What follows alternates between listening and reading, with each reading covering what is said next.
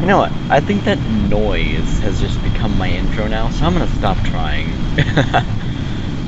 But no. Alright, this is my new Kerbal Space Program craft. I'm taking a break from all the hinges and stuff for a little bit now because, well, quite frankly, new computer, the file transfer didn't quite work, so I'm gonna have to retry that. And I've never seen that happen before, where just like the little windows burning. That's cool. Sidetrack, but no, yeah. So we're gonna be doing some just sort of simpler stuff now. But it will not be any less entertaining, because I promise you, my work is always extremely boring. It's not even work. Yeah. So I took it upon myself to build simultaneously the most stable and unstable plane at the same time. Well, I already said simultaneously, so I don't need to say at the same time. I don't know, my brain is just, like, turned to mush. But yeah, you know what, I'm thinking that let's not try and fly under the bridge, that would be bad. Decidedly. But yeah, this plane has some interesting features. For one, its wings are slightly offset, so when it's upside down, it's extremely stable. You'll notice that it'll stop turning even if I turn off SAS. Look at that, it stops the turn, which is very important. But then you'll notice when it's right side up, the wings are pointed down, so it will continue to turn if I turn off SAS. See? Look at that.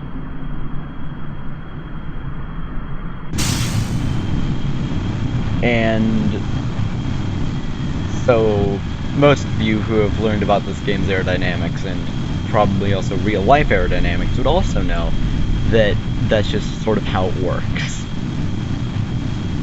Now, for some reason, I don't know if it's because of the aerodynamics or if the Panther engines got changed recently or something, but, like, at sea level, well, at least close to sea level, like where we are right now, alright, this plane can reach upwards of 400 meters per second using nothing but 2 Panther engines, and it's pretty heavy. Like, let's see if we can pull it off. Alright, watch this speedometer thing. Look at that, we're getting close to 400 meters per second. Let's tilt down a little bit, turn off SAS.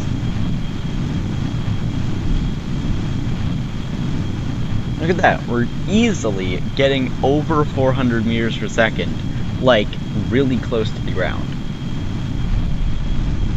And then, it's like, it suffers no ill effects from G-forces. Like, I had no idea how I built this thing. Like, it was just a 5-minute throw-together plane, because I needed to bring some Kerbals over somewhere, for some stupid reason. And I ended up with this, which is probably one of the most functional planes I've ever built. Like, it even has that cool-looking tail that you see on all the planes in YouTube videos, but you can never quite do it yourself. And for some reason, it's better at doing inverted loops than normal loops. I don't know why, it just is. I wonder if that means when you flip it upside down that it's better at doing normal loops. Yes, it is. Apparently, you just can't do normal loops when it's right side up. Well, I mean, it can, but it has to be going very fast first. Okay, this plane is better at pitching down than it is at pitching up. I actually didn't know that until I started recording this. Well, not until I started, until just now. But yeah, look at that. Like, I was totally confident with that right there. I knew that I wouldn't hit the ground. I'm not even sure how close I came, but, like, still. I mean, for some reason, this plane is oddly reliable.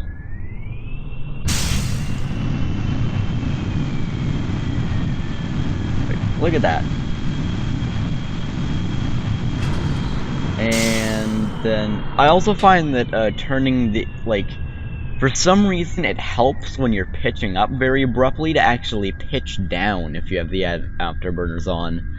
I have no idea why, but it keeps it from stalling. Like, look at this. If I pitch up at this speed, we're totally gonna stall. But then if we pitch down quickly, like, we can almost swim our way up into the air.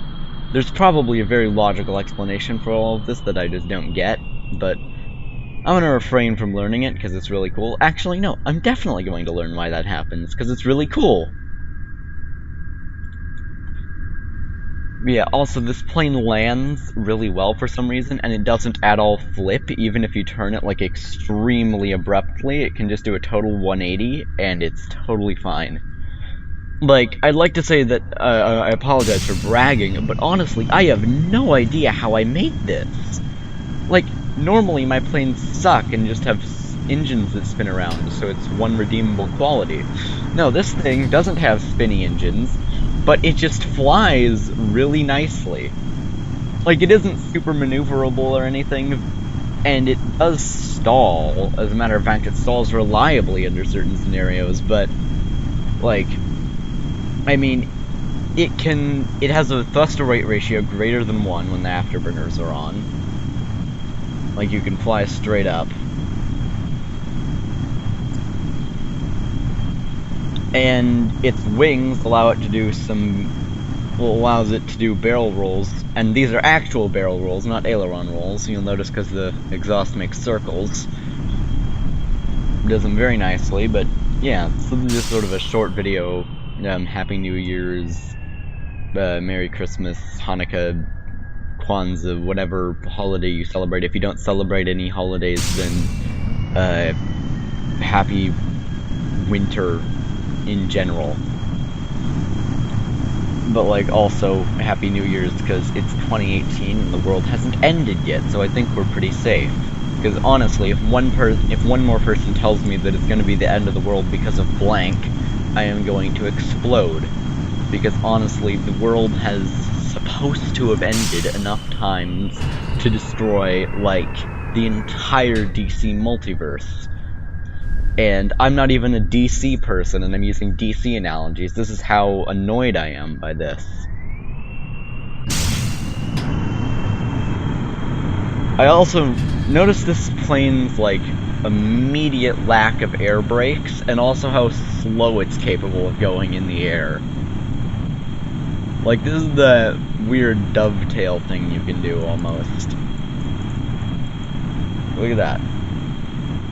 It just feels so weird to fly it. Like, the engines are in the perfect place where they sort of pitch you regardless of what place they're in. I don't know how to describe it, really. It's just really fun to fly.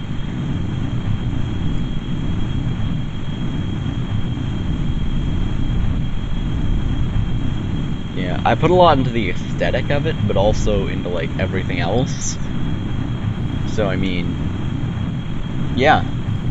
I was originally planning to, like, fly it over to an island somewhere, maybe, and then, like, a bunch of stuff happened, and then I couldn't really end up doing it, so I decided to go for a shorter video.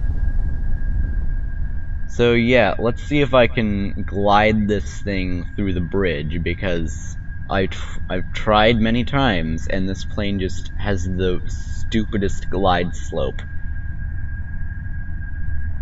Come on, come on, come on, come on. Okay, I'm opening up the gear because I don't trust myself.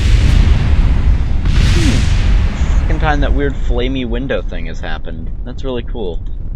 Alright. Let's do a comically appropriate outro, as I have been doing quite a bit recently. Or at least, in my failed videos I have been. I'm not sure if I've been doing it. I really can't remember anything I do anymore. Did you know the Wright brothers only actually flew together once? That's probably why. Yeah, I may have lied slightly. I have been doing a little bit with hinges. But the file transfer didn't work, so I mean, you know, most of it has been crash and burn, if you will. Well, geez, my timing was off, and that didn't work either! I mean, like, seriously, maybe if you flew this way, like a normal plane, it would have worked, because these have, like, a less crash tolerance. But you know what? No, I'm not blaming you, I'm blaming myself. I'm gonna go shame I don't know, what's a small animal that's shameful? Charlie the Unicorn? I don't flippin' know. Alright, I'm out. Thank you, and good 2018.